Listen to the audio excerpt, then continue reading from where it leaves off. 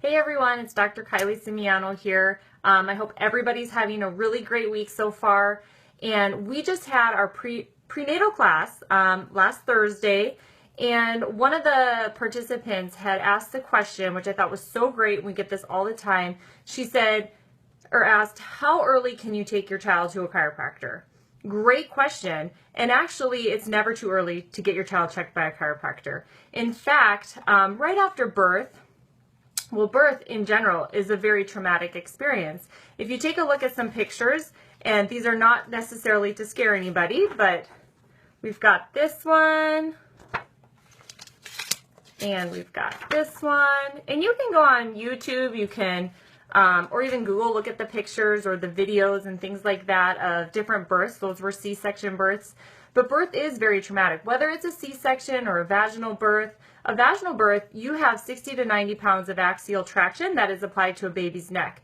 Now, that might not seem like much to you or not mean anything, but I often tell people to really think about if you were to take a string and you tie it to the newborn baby's feet, and then you take the other end of that string and you tie it to a 60-pound dumbbell, and you lift that dumbbell by basically pulling on the baby's head. That is the kind of trauma that is applied to a baby's neck during birth. Now, don't go try that at home, but it is very traumatic. So it's always great to have your child checked by a chiropractor as soon as you can. A lot of people will come on their way home from the hospital even to the chiropractor to get their child checked.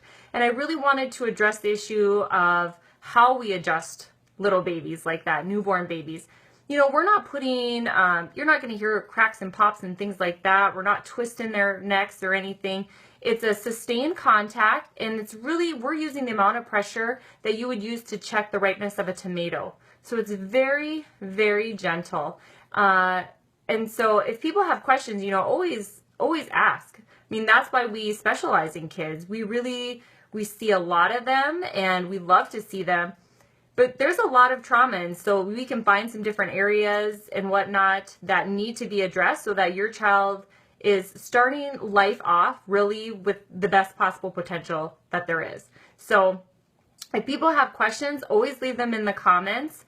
And other than that, if you have other topics that you want us to talk about, let us know, and we'll be addressing different things each week. So we hope you guys all have a really wonderful rest of the week, and we'll talk to you again next week.